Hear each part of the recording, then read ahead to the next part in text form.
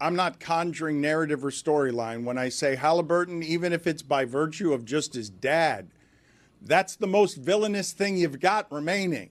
Like, if Indiana wants to wrap itself in the cape of nobody wants us, nobody wants to see us, nobody likes our team, and we've got a guy that in the final seconds will do the choke sign because he's not afraid of any of it. Like, they will, like, maybe that gets swept by OKC. Maybe it loses in 5 games. But right now, I believe in it as much as I believe in any Indiana team that I've ever watched play basketball if I live in Indiana and care about the Pacers. And you've watched them all. I mean, you're a Pacer fan.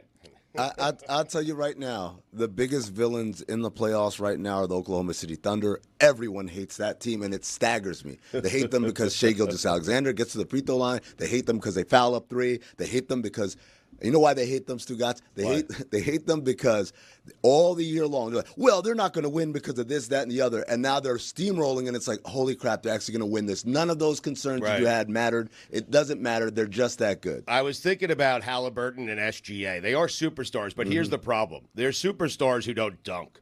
That's why this series is going to be. They don't dunk. They have no dunk game. They have no drive game. They don't, they don't give you the splashy plays. Haliburton has a push shot. It looks like every time he's taking a jumper, it's the first time he's taken a jumper. I mean, Stu, tell me you don't watch without telling me you don't watch. Haliburton shook Giannis, and then finished it with a slam. Guys, do it more often. Stugotz, just if I may, on what you just saw last night. You guys don't want the math. How about the simplicity of this? Controlling the game on a finger with a number 2 that could go for a quiet 30, because Siakam has been historically, we could say he's a very good number 2 and uniquely equipped to do some of the things in the modern game two-way that Brunson cannot. Siakam, I don't know if you'd say he's underrated. Maybe he gets exposed in the next series, but he can go for 30 at any time. And you wouldn't have been laughed out of the room if before this series you'd asked out loud, hey, who's the better players, Siakam and Haliburton? It wouldn't have been much of an argument, but some people who've been watching Indiana basketball would say, look, Siakam's a really good number 2. And Siakam does the secondary thing last night, but the game was controlled on the finger of somebody. The triple-double with no turnovers is asinine. Like, you're not playing any defense, or the mastery of offense is such that if you're a traditional point guard and you can do that against playoff Knicks basketball, that is something that is very close to a perfect game, even if you only make half of your shots. He's the first player in NBA history to have 30-plus points, 15-plus assists, 10-plus rebounds, 5-plus threes, and 0 turnovers in any game, regular season or postseason. That is mathematically described as pretty close to unstoppable when a playoff team goes 130, and the way they beat you is because this part is boring. Yes, OKC wins because they cause more turnovers than anyone. They turn the ball over less than anyone, and they got top 5 offense, top 5 defense. That's the obvious way they win. But this is a different thing.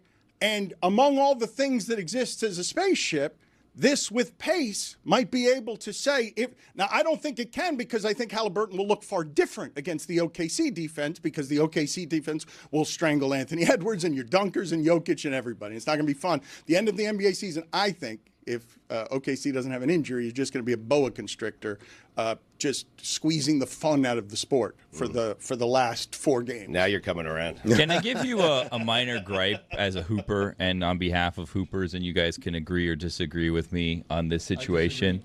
So, Tyrese Haliburton, I think part of the problem here is he needs his own thing, right? Like doing the choke like Reggie does on a shot that didn't end up winning the game. Felt forced. It did feel. Thank you. Oh, I like that. I don't know if there's words here. So doing the choke thing, I feel like was slightly forced. Yesterday, he hits a 3 over Brunson, and then he does Brunson's celebration, right? Yeah. Earlier, he does kind of like the big, like the marbles situation, like the big, like balls. I feel like he needs his own. He did a Dame Time also. Yeah, like here's the thing. Imagine if you're like an up-and-coming superhero, right? Or like even you're, I don't know, an established superhero that we don't know much about. Like, correct me if I'm wrong, because you're qualified for this as both a hooper and a nerd. Yeah. So like the Green Lantern, like when he does something, imagine him putting up the bat signal. Like that's not exactly how this goes. Like. Right. You need your own thing. Would Kobe Bryant do this? Not to bring up Kobe, but would hold Kobe? on. Would Kobe? Hold No. on. You mean Kobe? Oh, I think I saw Michael do this No, one time. you You can bring up Kobe. It's fine. I'm just saying that Kobe does. Wolves don't concern themselves with the thoughts of sheep. Oh, there it is. And here's the problem. What about the thoughts of Thunder? He's too worried about kind of having these moments and doing other people's celebrations in their face. You got to have your own thing. Yes. Also, though, as Dan likes to remind us, nostalgia plays. Nostalgia plays, and he's like the ultimate, like, you see the kids wearing cross colors and get with the flat top. You're like, wait a second. Cross colors. Yeah, you don't see these kids walking around. They're like 19, but they're dressed like it's 1991, and you're like, what the hell? But it's like, hey, they discovered this old thing and they want to bring it back. And I kind of feel like Tyrese Haliburton is kind of like that. He's this guy that's watching old 90s basketball and says, you know what? Everyone loves the 90s, right? Everyone talks about basketball today, not as good as it was in the 90s. So what do? You just pretend and cosplay like it's the 90s. So you do the big balls dance, you do the choke sign, and now everyone has this 90s nostalgia attached to it. And to the point where you got Dan Le Batard saying, this is the greatest Indiana Pacers team ever. Why? Because the nostalgia is cloaked around it. Maybe his thing is doing your thing when he beats you. That could be his thing. It's his thing. Right? His Dame time. He's got the big balls dance. He's got the Jalen Brunson three. I don't see what I mean seeing. I am embracing the merging of this is exactly how villains and superstars are born. And you guys can call him a mimic or a copycat if you wish, but I thought Tatum got some of this when he was celebrating, because he was celebrating like Kevin Garnett celebrated when he won in Boston, and it was like watching someone try to learn how they're supposed to behave as they enter stardom. And in some ways, I don't want to infantilize young 20s people, but as they find their voice as adults in whatever it is they're going to be as a professional, they have to figure out how to express joy in front of others. And in the case of Haliburton, he's doing some copycatting in the most arrogant and wonderful and confident ways. Like, okay. How about hit a game winner and then do the choke thing? Don't do it to Right. tie He the did, though. game. He did and hit a also, game He look, extended the game. That's all lucky he did. shot. Yes. That was there weird. was pride. Lucky shot. Maybe his thing is being corny because he's from Indiana, but like, get your own thing. It's from Milwaukee, actually. Nah, Wisconsin, yeah. Okay. Nothing but net. Blaze your own path. That's what Billy is saying. There you go. Yeah. And it's you're fair trailblazing. enough. It's hard to argue when he says bah.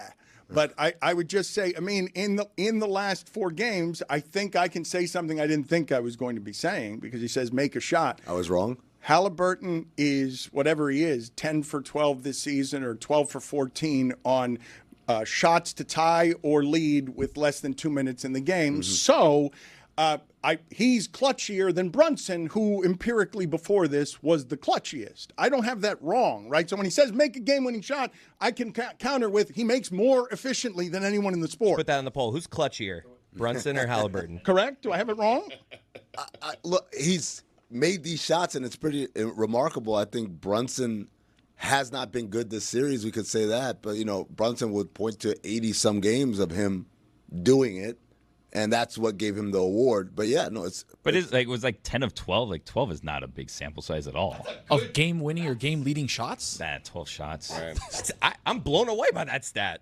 That was interesting to see that particular thing sweep across the room where Billy was just bah. And I'm looking at Chris, and I'm like, well, he's not reacting. 90%, by the But way. that's how Wild Willie Wednesdays work, and you got to just understand that.